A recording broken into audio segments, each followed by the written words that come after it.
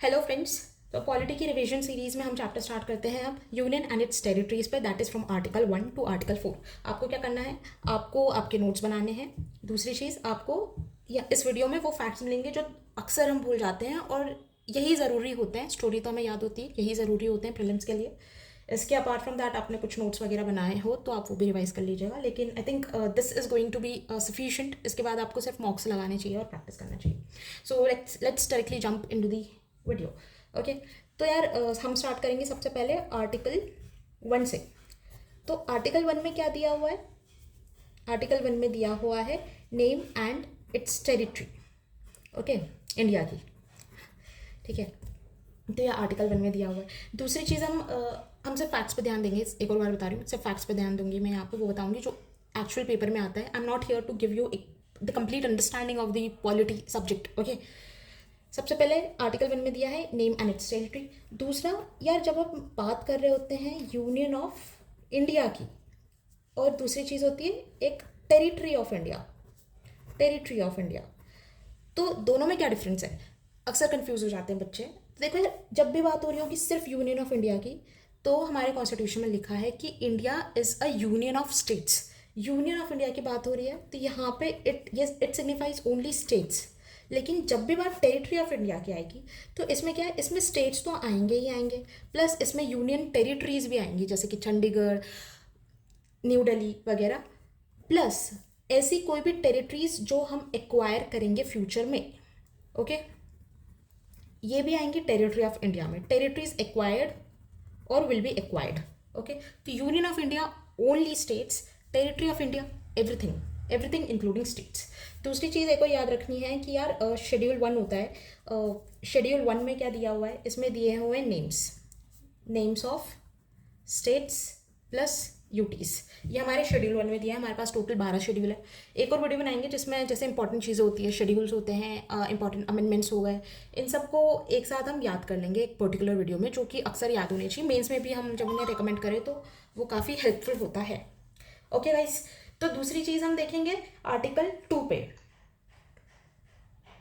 Article 2 में बात होती है, आर्टिकल 2 इसमें बात होती है एडमिशन और स्टैब्लिशमेंट, एडमिशन और स्टैब्लिशमेंट ऑफ न्यू स्टेट्स, ठीक है। और आर्टिकल 3 में बात होती है आपका जो एग्जिस्टिंग स्टेट है, आपका जो एग्जिस्टिंग स्टेट है उसको आप काट पीट के उसका एरिया इंक्रीज करके, डिक्रीज करके, या फिर डिमिनिश करके, या फिर ऑल्टर करना है, तो ये सब आप आर्टिकल 3 में करते हैं। बेसिक डिफरेंस है, आर्टिकल 2 में आप नया स्टेट बना रहे हैं या नया स्टेट इनकॉर्पोरेट कर रहे हैं इंडिया की टेरिटरी में। जैसे बाहर से हमने कुछ एक्वायर किया, कोई बांग्लादेश की कोई टेरिटरी, पाकिस्तान की, तो जब हम उसको इनकॉर्पोरेट करेंगे इंडिया में, दैट इज एडमिशन करेंगे, तो वो that will be done under article 2, ठीक है। आर्टिकल 3 में एग्जिस्टिंग स्टेट जो होता है, जैसे कि हमने मानो एमपी से छत्तीसगढ़ अलग किया, एग्जिस्टिंग स्टेट से अलग किया। जैसे कि हमने आंध्र प्रदेश से तेलंगाना अलग किया, एग्जिस्टिंग स्टेट से किया। जैसे हमने जम्मू एंड कश्मीर से लद्दाख बनाया, ठीक है, जम्मू एंड कश्मीर से हमने जम्मू एंड कश्मीर बनाया, तो एग्जिस्टिंग स्टेट से किया, that is done under article 3। Article 2 से जब हम नया इनकॉर्पोरेट करते हैं या फिर हम कोई नया स्टेट बनाते हैं, ठीक है, तो ये हो गया आर्टिकल 2, ये हो गया आर्टिकल 3। आर्टिकल 1 क्या है? जिसमें नेम और स्टेट्स के बारे में, नेम और यूटीज के बारे में दिया है। आर्टिकल 2 एडमिशन और establishment of new states. Article 3 existing state को काट पीट के कुछ कुछ कर देना, दैट इज आर्टिकल 3, ठीक है। दूसरी, तीसरी, चौथी चीज़ जो आपको याद होनी चाहिए वो ये है कि जब भी हम आर्टिकल 2 में, ऐसे लिख देती हूँ यहाँ पे, any changes under article 2 and 3, तो ये रिफ्लेक्ट होता है हमारे शेड्यूल 1 में, और ये सेम चीज़ रिफ्लेक्ट होती है हमारे शेड्यूल 4 में भी। शेड्यूल 1 में क्यों रिफ्लेक्ट होगी? शेड्यूल 1 में क्या दिया है? Names of states and union territories. तो हम कुछ नया इनकॉर्पोरेट करेंगे या फिर कुछ चेंज करेंगे तो ऑब्वियसली शेड्यूल 1 में रिफ्लेक्ट होगा चेंज। शेड्यूल 4 में क्यों रिफ्लेक्ट होगा? शेड्यूल 4 में हम बात कर रहे होते हैं एलोकेशन ऑफ राज्यसभा मेंबर्स वाली की। तो यार राज्यसभा मतलब कि स्टेट का रिप्रेजेंटेशन इन राज्यसभा पार्लियामेंट में। ओके, तो जब भी हम कोई चेंज करेंगे आर्टिकल 2 या 3 के तहत, तो वो यहाँ पे भी क्योंकि स्टेट में चेंज आ रहा है, तो फिर यहाँ पे राज्यसभा मेंबरशिप के एलोकेशन में भी चेंज आएगा। तो इसीलिए the changes reflected in schedule 4 also. एक ये चीज़ अक्सर प्रीलिम्स के मॉक टेस्ट में आ जाती है ये सवाल। दूसरा चीज़ यार एक और देखनी होगी कि जब भी हम शेड्यूल 4 में आर्टिकल 4 में कोई चेंज कर रहे होते हैं, ठीक है, तो यार मतलब क्या हुआ, आर्टिकल 2 और आर्टिकल 3 इनमें अगर आपको चेंजेस करने हैं तो these changes can be done by simple majority. आप सिंपल मेजॉरिटी से इसमें चेंजेस कर सकते हैं। दूसरी चीज़, आर्टिकल 4 के तहत आपको कुछ चेंज करना है तो आपको एक बिल देना पड़ेगा पार्लियामेंट में, बिल इन पार्लियामेंट, ठीक है। लेकिन इसकी कुछ कंडीशंस होती है। ऐसा बिल आर्टिकल 4 के तहत आप अगर कुछ भी चेंज करना चाहते हैं तो ऐसा बिल सबसे पहले आएगा प्रेसिडेंट की रिकमेंडेशन से आना चाहिए। प्रेसिडेंट की रिकमेंडेशन ज़रूरी है। देखो हमने देखा कि यार सिंपल मेजॉरिटी चाहिए आपको, और सिंपल मेजॉरिटी में अक्सर प्रेसिडेंट की रिकमेंडेशन नहीं चाहिए होती है, लेकिन अंडर आर्टिकल 2, 3, 4 हमें प्रेसिडेंट की रिकमेंडेशन से वो बिल आना चाहिए। दूसरा कि प्रेसिडेंट जो है वो कंसर्न स्टेट होगा, उसको बिल भेजेंगे रीड करने के लिए, रिकमेंडेशन के लिए। लेकिन स्टेट का जो भी मत हो, उसकी हामी हो या उसकी हामी ना हो, उसकी मंजूरी ना हो, ये उसका डिसीजन, स्टेट का डिसीजन या स्टेट की रिकमेंडेशन प्रेसिडेंट पे बाइंडिंग नहीं होगी, पार्लियामेंट पे बाइंडिंग नहीं होगी। तो ये but this is a required condition which has to be fulfilled in any case. उसके बाद बिल जाएगा पार्लियामेंट में और पार्लियामेंट कैन पास इट। ये जो बिल होगा, this bill will go then to parliament में it has to go to both the houses of the parliament. ये लोकसभा में भी जाना चाहिए, ये राज्यसभा में भी जाना चाहिए। लोकसभा में इसको सिंपल मेजॉरिटी से पास होना चाहिए, राज्यसभा में इसको सिंपल मेजॉरिटी से पास होना चाहिए। तो यार बेसिक सी चीज़ है, अगर हमें आर्टिकल 2, 3, 4 में कुछ चेंज करना है तो हमें सिंपल मेजॉरिटी चाहिए। लेकिन सिंपल मेजॉरिटी चाहिए लोकसभा में भी, राज्यसभा में भी, that is in either house of the parliament. लेकिन ये जो बिल है ये प्रेसिडेंट के रिकमेंडेशन से आना चाहिए। प्रेसिडेंट को कंसर्न स्टेट को भी वो बिल भेजना पड़ेगा, लेकिन स्टेट की जो भी मत हो, उसकी जो भी रिकमेंडेशन हो, that is not binding. Okay, तो बस ये एक चीज़ याद रखनी है। इसके बाद हम एक बेसिक सा फटाफट से रिविजन कर लेंगे। तो क्या देखा हमने, आर्टिकल 1 में देखा यूनियन एंड टेरिटरी, आर्टिकल 2 में देखा कि हम कुछ एडमिट कर रहे हैं या फिर हम स्टैब्लिश कर रहे हैं। आर्टिकल 3 में हमने देखा कि हम एग्जिस्टिंग स्टेट जो है हमारा, उसमें कुछ चेंजेस कर रहे हैं, ठीक है। और आर्टिकल 4 में हमने देखा कि कुछ भी चेंजेस आप जो रिफ्लेक्ट करेंगे 2 और 3 में, तो वो रिफ्लेक्ट होगा शेड्यूल 1 में और शेड्यूल 4 में। दूसरा ये होता है कि आर्टिकल 4 में जब हम कुछ अमेंडमेंट्स वगैरह कर रहे होंगे तो it is not a constitutional amendment under article 365। it is not a constitutional amendment, okay.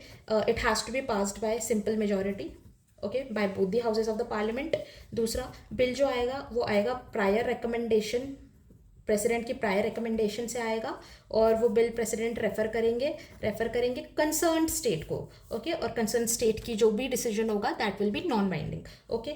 यार फिर 2-3 चीज़ें ऐसी और होती है, जैसे कि पूछा जाता है कि सीडिंग, जब हम बोल रहे हैं कि इनकॉर्पोरेशन ऑफ टेरिटरी है, it requires no constitutional amendment. जैसे अंडर आर्टिकल हम एडमिशन कर रहे हैं तो हमें कॉन्स्टिट्यूशनल अमेंडमेंट नहीं करना, वो जैसे ये जो प्रोसेस था सिंपल मेजॉरिटी, स्टेट प्रेसिडेंट की रिकमेंडेशन वगैरह जो भी है वो उस प्रोसीजर से होगा, सिंपल मेजॉरिटी से। लेकिन सीडिंग ऑफ टेरिटरी जो है, सीडिंग ऑफ टेरिटरी कि हम हमारी टेरिटरी को सीड कर दे रहे हैं, ये जो होता है इसके लिए हमें कॉन्स्टिट्यूशनल अमेंडमेंट की ज़रूरत होती है, ठीक है। जैसे कि फॉर एग्जांपल जब हमने 100th कॉन्स्टिट्यूशनल अमेंडमेंट के तहत बांग्लादेश को 111 जो एनक्लेव्स थे हमारे, वो हमने बांग्लादेश को सीड कर दिए थे, और बांग्लादेश के 51 एनक्लेव्स हमने एडमिट किए थे, ओके। तो ये जैसे सीडिंग ऑफ टेरिटरी है, हम कुछ दे रहे हैं यदि, तो उसके लिए हमें कॉन्स्टिट्यूशनल अमेंडमेंट चाहिए, दैट इज अंडर आर्टिकल 365। एक और चीज़ होती है कि यार लैंड बाउंड्री एग्रीमेंट जो होता है, land boundary agreement, land boundary agreement के लिए हमें कॉन्स्टिट्यूशनल अमेंडमेंट की ज़रूरत नहीं होती। प्रीलिम्स के मॉक्स में अक्सर पूछा जाता है, लैंड बाउंड्री के लिए नहीं होती, सीडिंग ऑफ टेरिटरी के लिए होती है, इनकॉर्पोरेशन ऑफ टेरिटरी के लिए नहीं होती, लैंड बाउंड्री के लिए नहीं होती। It can be done by simple, not bye simple majority but by simple executive. इसके लिए तो लैंड बाउंड्री एग्रीमेंट के लिए हमको सिंपल मेजॉरिटी भी नहीं चाहिए, ये सिंपल एग्जीक्यूटिव एक्शन या फिर ऑर्डर के तहत भी हो सकती है, ठीक है। फिर यार कुछ चीज़ें होती है जैसे कि territorial changes to the union of India except for ceding require no constitutional amendment under article 365, ये हमने यहाँ पे देख लिया। और इस वाले चैप्टर में लक्ष्मीकांत में स्टेट्स रीऑर्गेनाइजेशन कमिटीज़ की भी बात हुई है। ऐसे तो प्रीलिम्स में बहुत बहुत डीप में जो भी यार पूछ सकते थे कि क्या होता है 1 में, क्या होता है 2 में, क्या होता है 3 में, क्या होता है, बेसिकली हम कंफ्यूज हो जाते हैं। तो वो मैंने, और ये जो प्रोसीजर होता है आर्टिकल 4 के तहत कि प्रेसिडेंट का क्या है, मॉक्स में हम कंफ्यूज होते हैं, तो वो मैंने आपको काफ़ी अच्छे से क्लियर कर दिया। और स्टेट्स रीऑर्गेनाइजेशन का बस इतना याद रख लो कि 3 कमिटीज़ थी, एक थी धार, फिर दूसरी थी JVP और तीसरी थी फजल अली, ठीक है। तो यार ये जो ऊपर की 2 थी, इन्होंने सबसे पहले they rejected language as the basis for reorganisation of states, and Fazal Ali they accepted language as the basis for the reorganisation of states. हालांकि उन्होंने बोला कि सिर्फ 1 लैंग्वेज 1 स्टेट, ऐसा फॉर्मूला हम नहीं अपनाएंगे। और इसी के तहत ये फजल अली कमेटी के बाद ही हमने पास किया था हमारा स्टेट्स रीऑर्गेनाइजेशन एक्ट 1956। तो यार आर्टिकल 1 से लेकर 4 तक मैंने काफ़ी अच्छे से एक्सप्लेन कर दिया और रिवीजन भी कर लिया हमने। इसके बाद आता है हमारा सिटीजनशिप वाला part, that is from 5 to 11। यार सिटीजनशिप से बहुत सारे क्वेश्चंस नहीं आते प्रीलिम्स में, और आते भी हैं तो काफ़ी डुएबल होते हैं। और जब हम लक्ष्मीकांत देखते हैं तो उसके अंदर यार बहुत सारे डेट्स, मतलब मेरे को तो याद नहीं कि मैंने लक्ष्मीकांत से ये चैप्टर कभी पढ़ा भी हो, एक आध बार पढ़ने की कोशिश की, पर ऑनेस्टली वो याद नहीं रहता, वो डेट्स बहुत ज़्यादा होती है। तो मैं आपको वीडियो में वो पढ़ाऊंगी जो हमें आना ही चाहिए, और उससे आपका काम हो जाएगा। ये मतलब इस वाले पार्ट के लिए तो यार वो मोर देन इनफ, ज़्यादा ही हो जाएगा, ठीक है। सो मैं ये वाला जो वीडियो है वो नेक्स्ट वाला बनाऊंगी, इसी के अंदर ही डालते हैं उसको। Okay, so all the best guys.